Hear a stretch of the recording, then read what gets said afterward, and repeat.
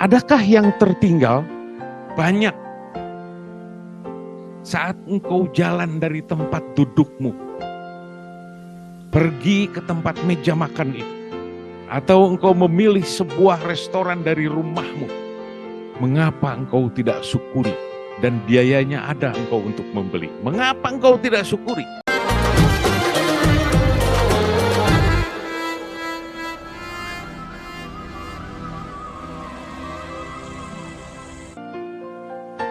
Wudhu saja, toharoh saja, untuk menghadap Allah Subhanahu wa Ta'ala, bersuci, bertoharoh, karena akan menghadap kepada yang Maha Suci. Aku bersuci terlebih dahulu, karena jawarih ini dipermainkan oleh syaitan. Ada melotot,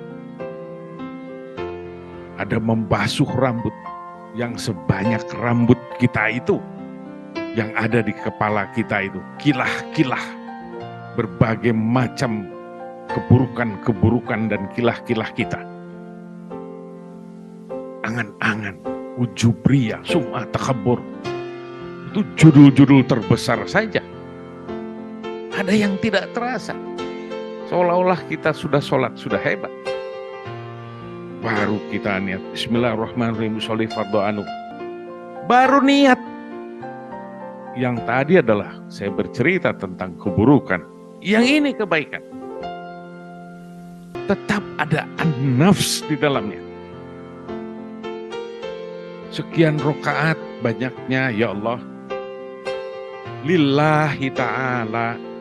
Itu pun belum tentu ihsannya terambil. Allahu Akbar. Ada yang sambil garuk-garuk. Ada yang lagi. Ada setelah takbiratul ihram yang pertama itu, kita membaca doa iftitah langsung. Allah Akbar kabiru alhamdulillah kasir wa subhanallah bukrata wasil. Kemana-mana sudah. Baru takbir yang pertama saja rusak. Maka para mutasawwif, orang-orang yang berjalan di jalan tasawuf ini, dia baca dulu menghadap pada Allah Ta'ala. Ya Allah, ilahi, anta maksudi, engkaulah yang ku maksud, ya Allah. Agar tidak lari ini batiniah kita. Waridhoka matlubi, hanya ridhomu yang kuharapkan, karena aku bisanya cuma segini. Batini bisakah mahabbataka, mencintaimu, wa ma'rifataka, tambah jauh. Ridho yang diminta saja, apakah benar kita diridhoi?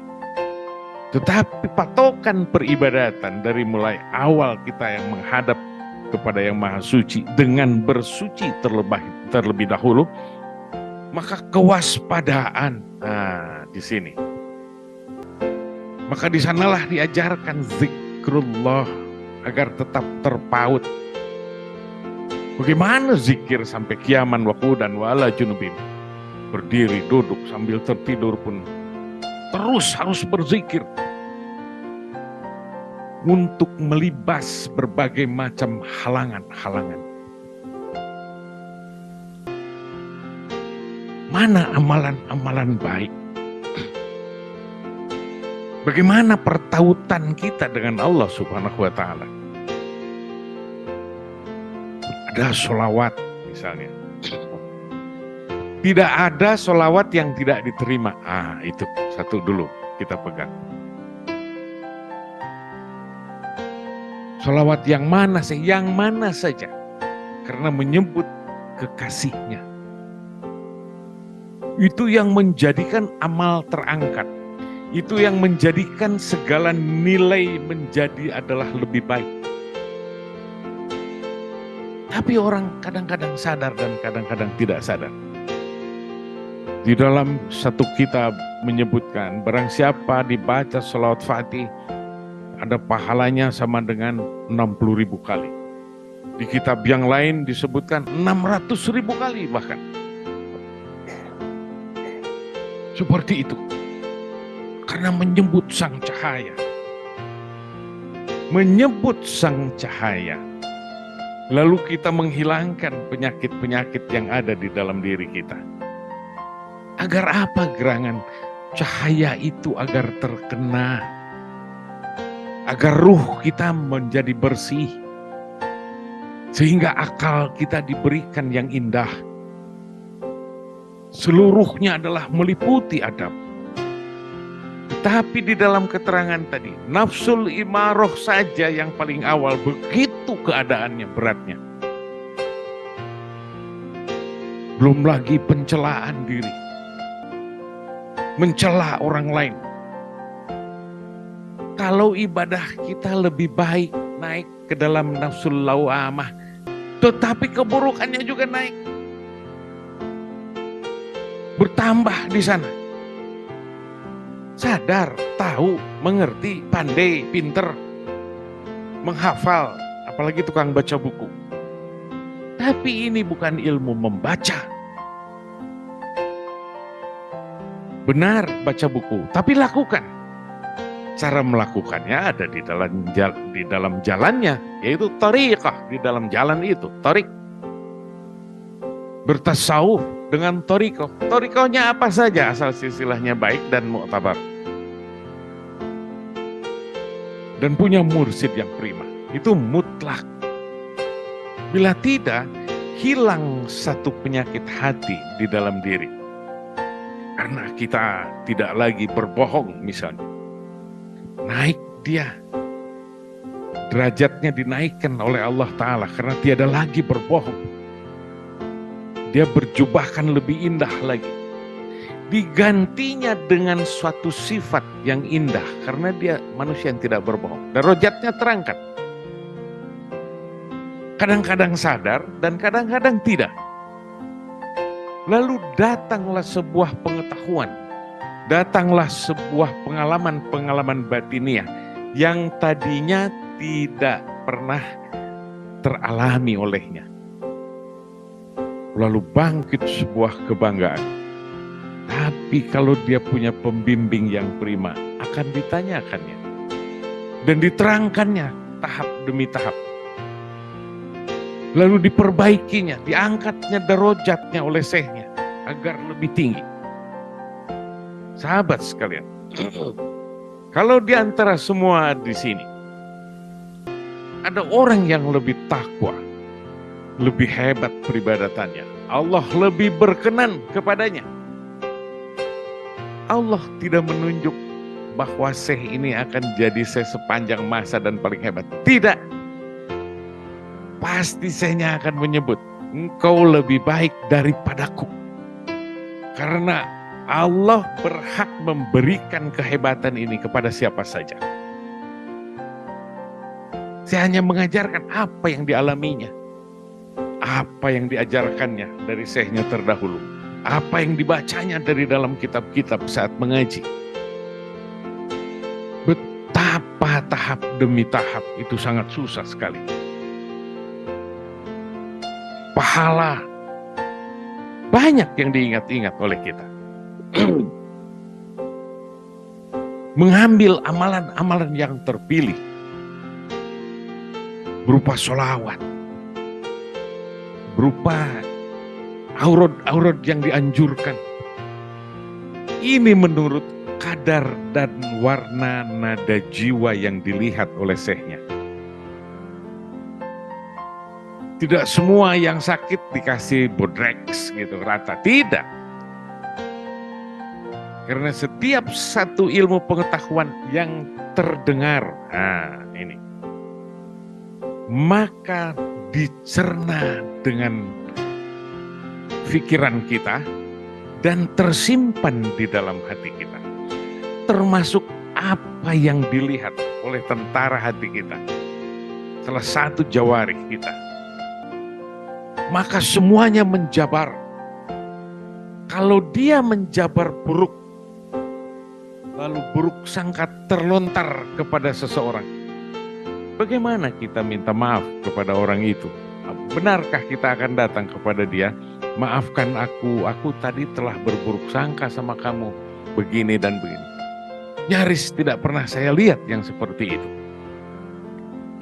Oh, kalau begitu hati harus kita jaga terus. Ya,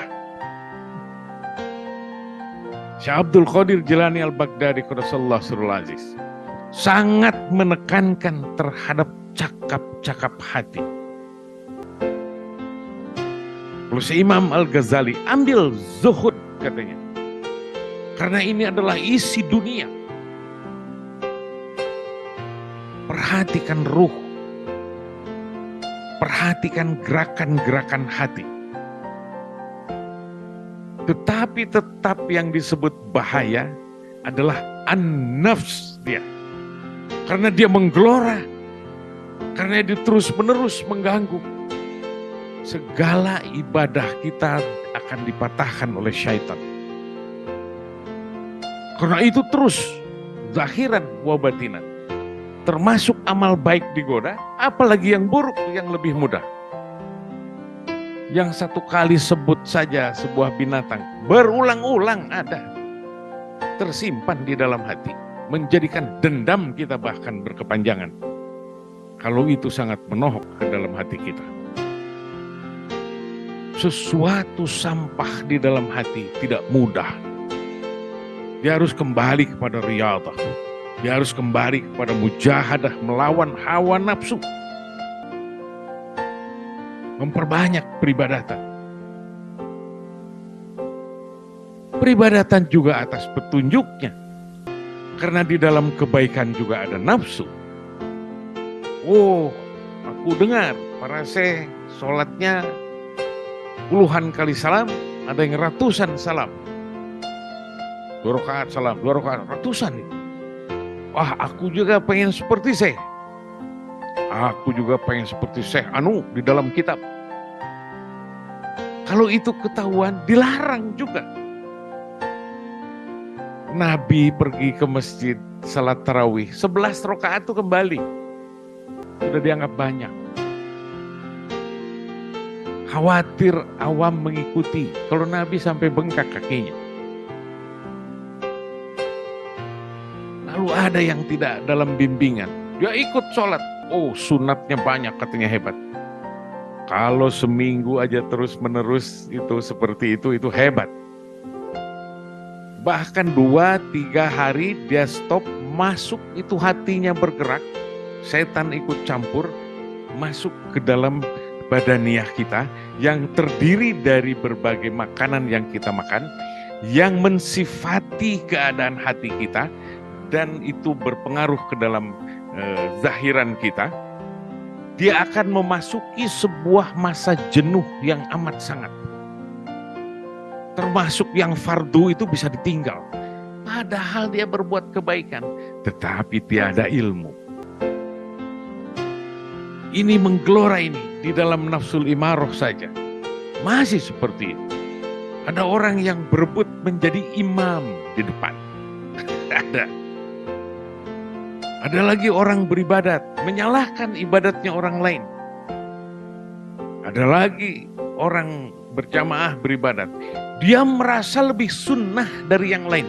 Tetap lontarkan kejahatan-kejahatannya itu.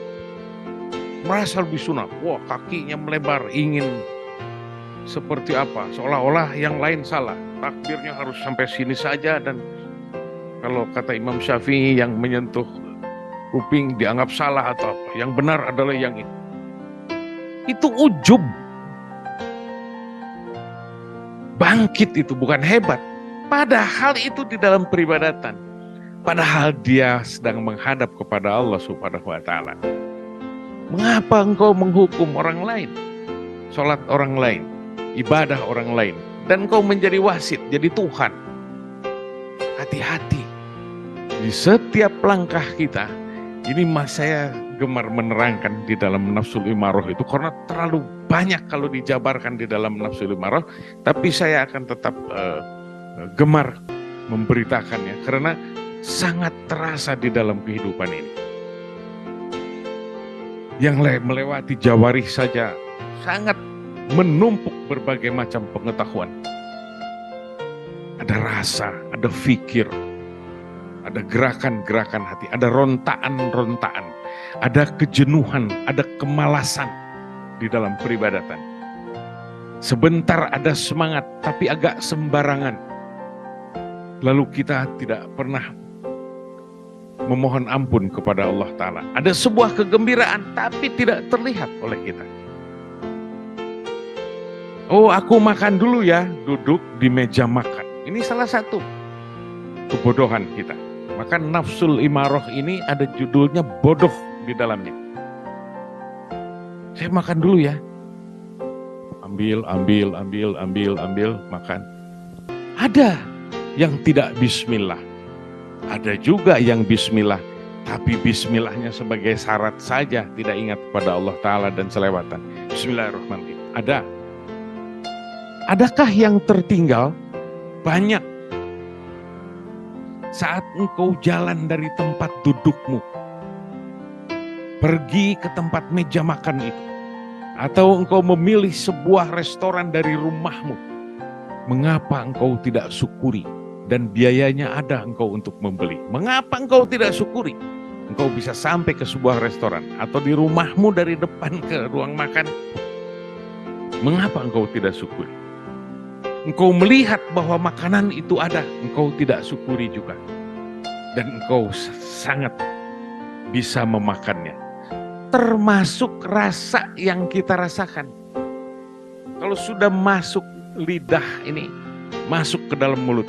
Manusia dengan sesendok makanan saja terbius, lupa dia semuanya kepada Allah Ta'ala. Betapa rendahnya manusia itu. Betapa hinanya manusia. Sesendok makan yang Allah berikan. Tidak ada di dalam kunyahan dia berzikir. Karena enak ya atau apa. Inilah dia. Saya memberi judul dan para masyaikh yang lain pasti memberi judul itu. Bodoh. Kata siapa hebat? Kata siapa pandai? Pantaskah kita mengaku-ngaku orang yang hebat? Pantaskah kita ingin dipuji oleh orang lain? Padahal seluruhnya Allah Ta'ala yang membuat dan yang memiliki. Alam yang terasa, alam yang zahiran, alam yang lebih halus lagi daripada itu. Rahasia-rahasia ilmu pengetahuan apabila ilmu tasawuf ini dijalankan di dalam thariqah ini.